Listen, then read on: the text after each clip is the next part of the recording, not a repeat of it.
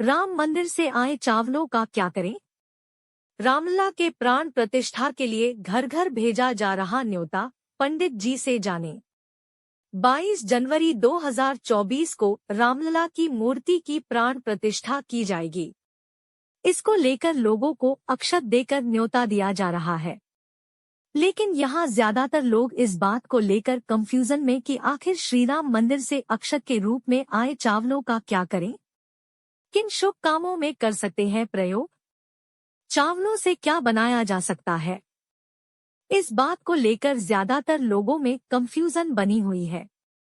इस बारे में विस्तार से जानकारी दे रहे हैं कासगंज की तीर्थ नगरी सोरो के ज्योतिषाचार्य डॉक्टर गौरव दीक्षित। 22 जनवरी 2024 को रामलला की मूर्ति की प्राण प्रतिष्ठा का आयोजन किया जा रहा है।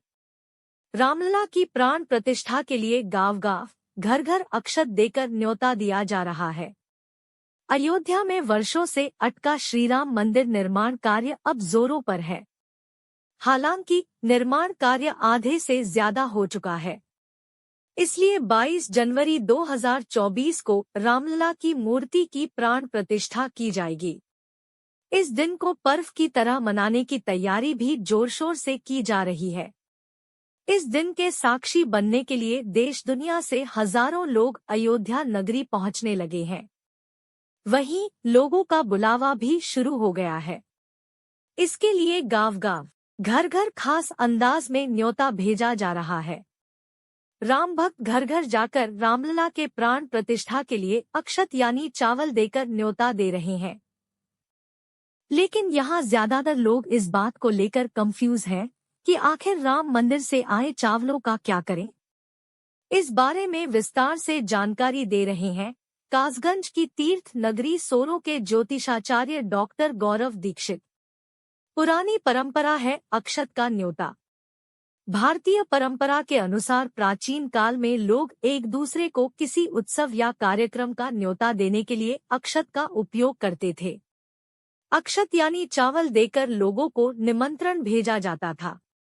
इसके लिए हल्दी में रंगे हुए पीले चावलों का उपयोग किया जाता था। हिंदू धर्म में अक्षत का विशेष स्थान है और कोई भी पूजा पाठ, अनुष्ठान या धार्मिक कार्य अक्षत के बिना पूरा नहीं होता। निमंत्रण में मिले अक्षत का क्या करें? तिजोरी में रखे अक्षत ज्योतिषाचार्य डॉक्टर गौरव दीक्षित बताते हैं कि चावल शुक्र ग्रह का प्रतिनिधित्व करता है। इसलिए शुक्र ग्रह से धन, वैभव, लक्ष्मी, समस्त भौतिक सुख सुविधाएं प्राप्त होती है। इसका लाभ लेने के लिए चावल को लाल रेशमी कपड़े में बांधकर अपनी तिजोरी में रखना चाहिए। ऐसा करने से मंगल और चंद्र दोनों सक्रिय होकर लक्ष्मी योग का निर्माण करेंगे। इससे घर में खुशियां आएंगी। खीर का प्रसाद बनाएं। ज्योतिषाचार्य के मुताबिक राम मंदिर से मिले चावलों का बहुत महत्व होता है। इसलिए रामलला के प्राण प्रतिष्ठा के दिन इन चावलों से खीर बनाई जा सकती है। इसके बाद इस खीर को परिवार के साथ प्रसाद के रूप में ग्रहण करें और दूसरों में भी बांटें। ऐसा करने से घर में समृद्धि बनी रहेगी।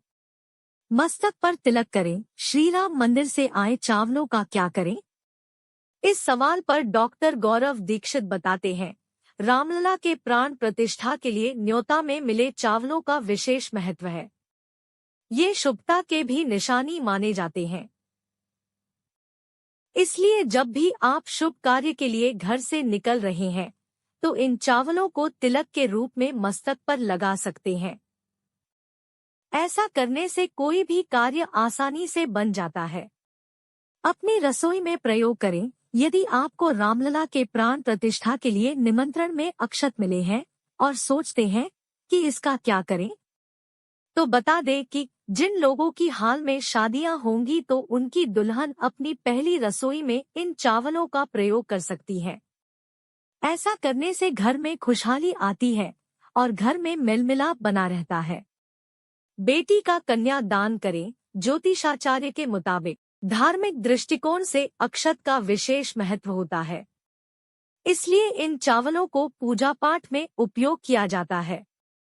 इसके अलावा जिन लड़कियों की हाल में शादी होनी है उनके पिता उन्हें सौभाग्य के रूप में राम मंदिर से आए चावलों से कन्या दान कर सकते हैं। ऐसा करने से जिस घर में बेटी जाएगी वहां बरकत होने लगेगी। विश्व के राम भक्तों से निवेदन है कि प्राण प्रतिष्ठा के दिन वो पूर्वाह्न 11 बजे से अपराह्न 1:00 बजे के मध्य अपने ग्राम, मोहल्ले, कॉलोनी में स्थित किसी मंदिर के आस पड़ोस के राम भक्तों को एकत्रित करके भजन कीर्तन करें। टेलीविजन या कोई पर्दा L.E.D स्क्रीन लगाकर अयोध्या का प्राण प्रतिष्ठा समारोह समाज को दिखाएं।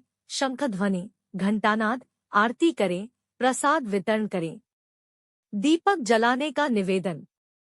राम भक्त घर घर जाकर पीले चावल तो दे ही रहे हैं, साथ ही वो एक आमंत्रण पत्र भी दे रहे हैं जिसमें लिखा है कि आप लोग सपरिवार अयोध्या में आकर प्रभु श्री राम जी की कृपा प्राप्त करें। साथ ही उन राम भक्तों के लिए भी लिखा है जो किसी कारणवश नहीं आ सकते हैं, तो वो जिस जगह पर भी हो शाम के समय अपने घर के सामने दीपक जलाए। इस दिन को ठीक उसी तरह मनाने की अपील की जा रही है जैसे सब लोग दिवाली के दिन दीपक जलाकर दीपोत्सव मनाते हैं।